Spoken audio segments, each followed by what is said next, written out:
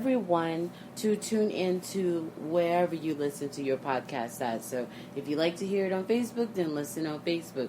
If you like to listen on your favorite podcast platform, then do so. From Spotify to Apple to Google to YouTube, Periscope TV, and beyond, we are expanding the brand as many places as we can because different listeners like different things, right? So this morning, we have a lot to talk about. Now, let me know if you can hear me really well. If you are able to hear me, I appreciate if you leave in the comments. I'm going to go back and check in the comments. Or you can text me if you are able to hear me.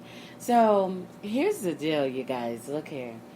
Mary Trump writes a book. And I wanted to make that the very first thing that we talk about because I have questions. I don't see too many of you all asking questions. But I have questions, so I want to know some things before the book comes out, and I want to know some things when I actually read through the book, if I read through the book, if I support the book, because my questions have the question mark on whether or not I'm going to read the book. Now, I think that it would be really good for the social media book club if I were to add the book, so I kind of think that it is important to not ignore the book, right? It's just this historical moment. Or is it?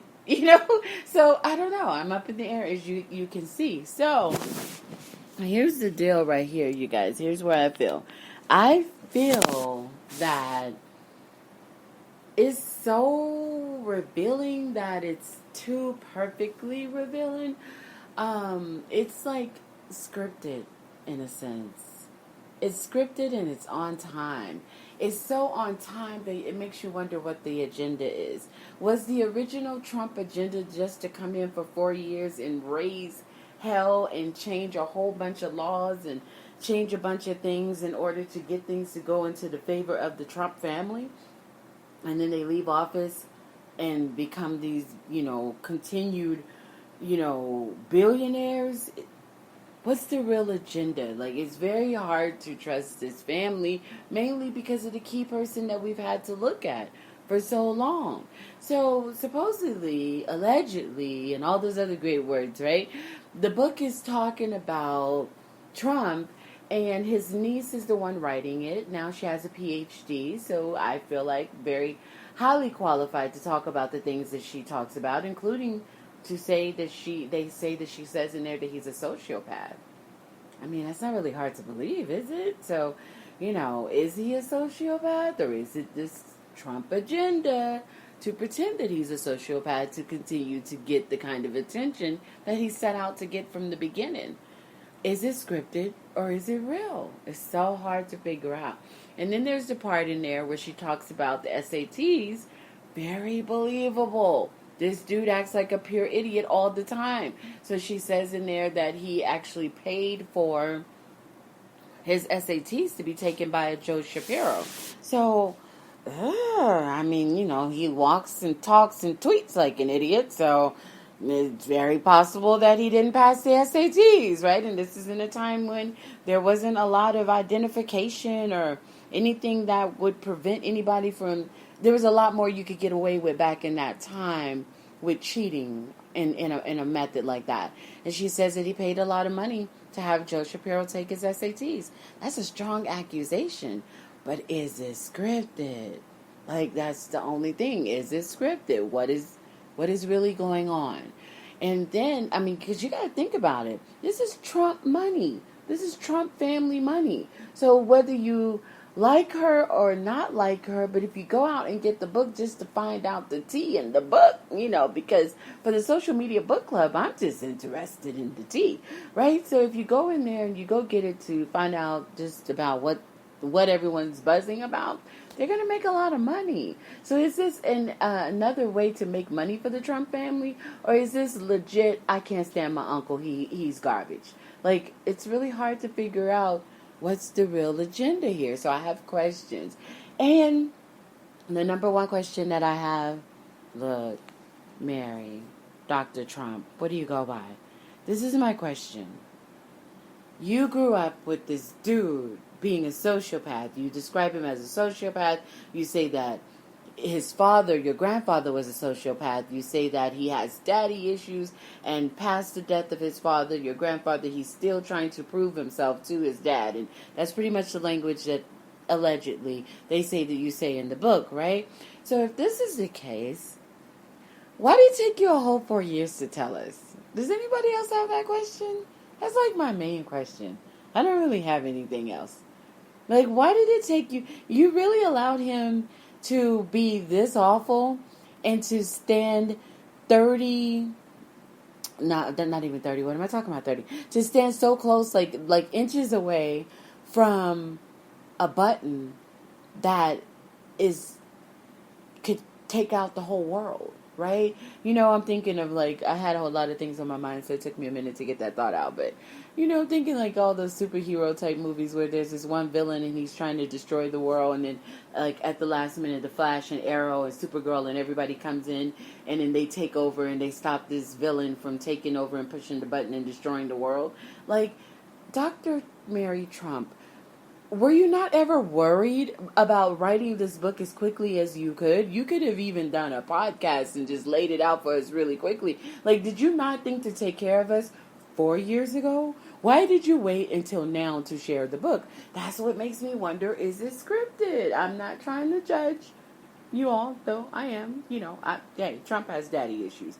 I didn't really need you to tell me that, but I'm really glad that you spilled that tea. So Trump has daddy issues, and that, hey, we get it. That's wasn't really hard to figure that part out. But what's the real agenda behind the book? So the book comes out next week on the 14th, and we'll talk all about that. I'm not going to name drop books, girl, because you're not name dropping books for the diva. So, no, I'm not going to be name dropping your book. But, yeah, those are my questions on that. But it's current events, so hey, you know. But let's get to the tea. Like, is anybody wanting to talk about the tea? So, Kanye West apparently has an album coming, right? Or did he drop? I'm not sure. I didn't go back on Tidal to check. So an album is coming out, but coincidentally, he announces that he's running for president. What? And not in 2024 like I predicted. He's actually running for president like tomorrow. No, I'm joking. So he's running for president, you guys, in 2020. Like, it's a late registration. I know over here on the West it's too late for him to be added to the ballot, but they do say that there's an opportunity and there is a window for him to be added to the ballot and on the East, and that is legit. So here's all the tea that I could pull out for you guys. So let's go right on into the Kanye West presidential views conversation. So yeah, he has presidential views. Now, unorthodox as they are, he has presidential views. And it turns out that a new neighbor, I'm just calling her a neighbor, I really have no idea how close she actually lives to him. But over there in Wyoming, where him and Kim went, they took off and they started this whole new life in Wyoming. You guys forgot about that? So they have this new life in Wyoming. And over there in Wyoming, there's a neighbor or a friend, or, you know, maybe they get together and have their Jesus tea talk. I don't know. But she's a pastor. And he has decided that that's his running mate.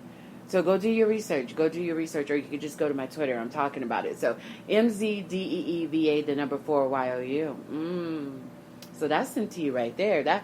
That's the drop of the drop. He will also have a woman as vice president. It's very interesting. Woman as vice president puts the second lady in the White House that is known, unfortunately, from very sexual background. So, I mean, there's a lot that people tend to love about that. I'm not encouraging that. I'm just telling you there's a lot about that people actually like. So, apparently, there is a lot being said about how that may actually go in his favor. I am not here endorsing Kanye for president.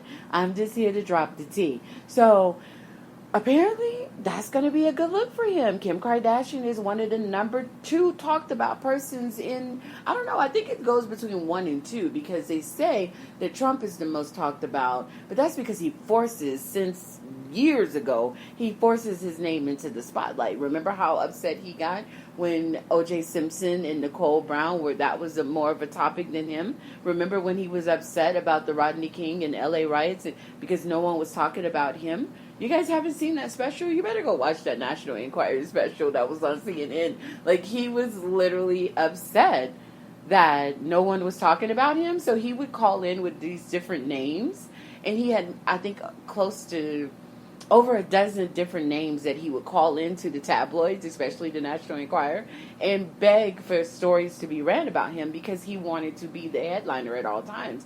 But then came Baby Kardashian, who then turned into #1 sex tape maker. Like, she, out of all the years of women doing porn, she came and made one sex tape and took over the whole industry. But no, so then you have, I'm not, I have a lot of things about Kim Kardashian that I do like, but just, for the fun of the tea. But literally, she takes over, and then it becomes her name that's said more. So the Kardashian name has been said a lot more than the Trump name. So there's major competition going there.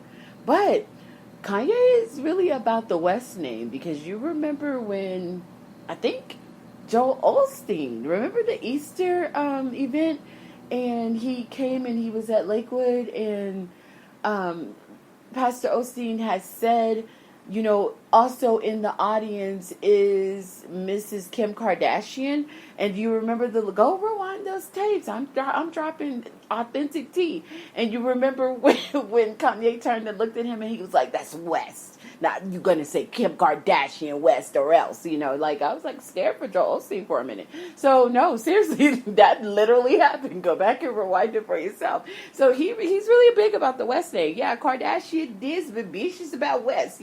So he makes that a big deal. But if First Lady Kardashian West gets in there, her name, the Kardashian name is going to be said a lot, and that's going to upset Trump. Or is it? Is he a part of the agenda? I don't know, because this is what happened this morning. So Forbes.com did some various interviews, and they kind of combined some of the things that Kanye has been saying since he decided to run for president. One of the first things that happened is the fourth response to his "I'm running for president" tweet was from Elon Musk, you guys. So Elon Musk, yes, Tesla's Elon Musk. Elon Musk goes and says that he supports it.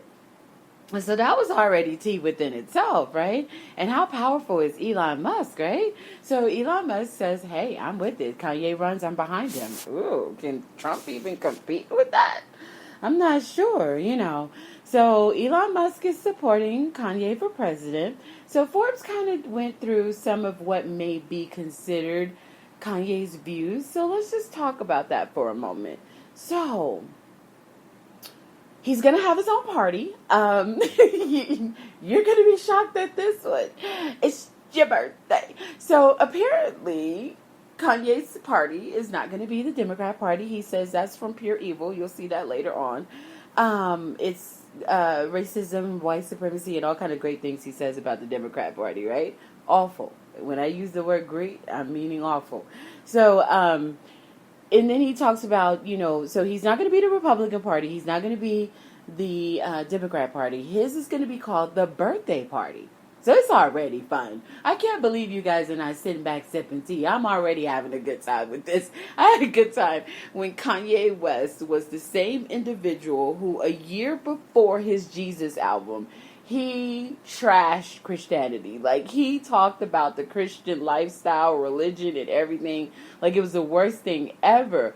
And he was like, I can tell you how fake it is. Watch what I do. He said, I'm going to actually create my own church. And then I'm going to go even further, and I'm going to create this album, and I'm going to go on tour in churches and watch how fake they are. After I've said all these things about how awful Jesus is, I'm going to pretend that I'm for Jesus and watch them follow me.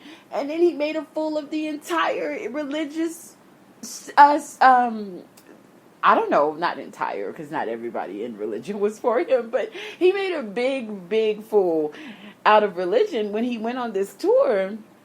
And he kind of proved his point, So we all knew, people that follow, Kanye as an entertainer. It's like, wait, you guys, why are the Christians just like celebrating and stomping to Genuines in them jeans, Jesus version, with Kanye? Because I swear he did not have anything good to say about you guys 12 months ago, but it happened. And so because he did that, I don't know. Kanye's really not a loser, you guys. Like, he always finds a way to win. Look at the news that popped off already because they went digging into some dirt. And already we're finding out within a couple of days of him saying, I'm running for president, we're finding out that he took one of the biggest checks for relief for his clothing company when the pandemic happened. Like, Trump hooked him up with billions to keep his people working. Whew. I mean, if Kanye can win at everything, including keeping himself afloat during quarantine, he may could win this presidency, you guys. I don't know. So I'm not endorsing Kanye, but I'm just telling you that the competition of idiots is fierce. I mean, the competition is fierce. You guys didn't hear me say idiots. All right, so here's the next thing. So here's what they say. So he's running for president. These are Kanye views, presidential in nature. He's running for president in 2020 under a new banner, The Birthday Party, with guidance from Elon Musk and an obscure vice presidential candidate that he's already chosen. And I just told you guys about her. So like he says, like everything I've ever done in life, I'm going to win. I'm doing to win. I don't know why he said I'm doing to win. I think he means I'm going to win, but anyway. So, but that's Kanye, right? We don't question Kanye. Kanye is his own level of obscure and not all there. So then he says he no longer, the biggest tea of all for the morning, he no longer supports Trump. Made Trump look like a complete fool, or did he? Is it all scripted? But Trump apparently had some thoughts to say, and I apologize for that, yoga. So Trump has something to say about I support Kanye, and it did make sense because it's like, yo, dumb one, you're not supposed to support him, he's your competition. No one gave Trump the briefing on that, or did they? Because, he never gets a briefing on anything. He doesn't know about Russia, he doesn't know about coronavirus, he always never knows, right? Mary Trump really is the ultimate way to come for him, with her putting everything in a book, because Trump doesn't like to read. So apparently he's not reading about Kanye, so he says that he supports him. So Kanye wakes up this morning and says, I no longer support President Trump. I'm taking the red hat off with this interview right here. He says he's so extra, but you gotta love it. So he says he's taking the red hat off. No more MAGA days for me, Kanye says. Okay. And then he says, mind you, people are saying he can't win, but I told you guys sometimes celebrities, they just come with this plethora of fans that just come out of nowhere. Trump was able to have entire white supremacy following as his fan base. So you never know who they have, right? You guys have always underestimated races. I knew that they ran by the millions, but you guys have always thought that there was only one or two per state. I've always known differently. But now that you guys are wide awake, we can have this conversation about Kanye. So he has 1.5 million people who have retweeted in support of him being president. That's a good little number of voters to start out with. I mean, again, it's only the East, but the East has some powerful states that do put people in office. Don't forget about that. Okay, so then he says, so he's done with Trump. He's like, F Trump, I'm not sure if he said F Jesus yet, but he did definitely say F Trump. So then he said, he's okay. Okay, so then Kanye says he's okay with the siphoning off black votes from the Democrat nominee.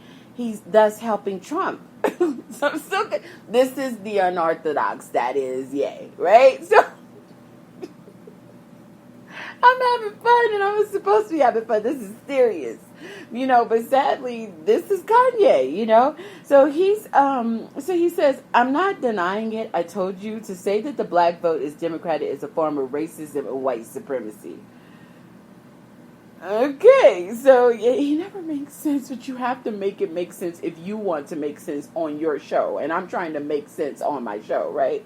So then Kanye says, in this run for presidency, this point right here, you guys aren't ready for this one. Whew. So he then said, I've never voted in my life. Oh, what? So Kanye then tells us that he's never voted. In his life, he adds, but you're running for president of the United States. These are the things that made it possible for Donald Trump to win, you guys. These are the things, calling it the birthday party, not the Democrat party, not, independent, not Republican, the birthday party, saying I never voted in my life. There are many, many people that want someone who is not of political persuasion in office, because they believe that that type of mind will bring something different. Now, they got their wish, so to speak, with Trump, but he's really, really off the hinges. Like, he's a racist one day, and then he loves black people the next, and, Trump is just not all there. So they're like, maybe not this. We definitely want someone who's not all there and who's, like, all super crazy, but have a little sense of structure. I think that Kanye has that. I don't know. He's done some things that I've been impressed about. Don't think that I'm bashing Kanye, because I'm impressed as a lyrical genius. He's definitely that. Music production, he's definitely a genius at that. When he took his clothing line and put holes in it and wrinkles on the clothing, I felt like he kind of reached out to all the poor kids who don't have good clothes and kind of made their life normal. So those are things that I can commend him for.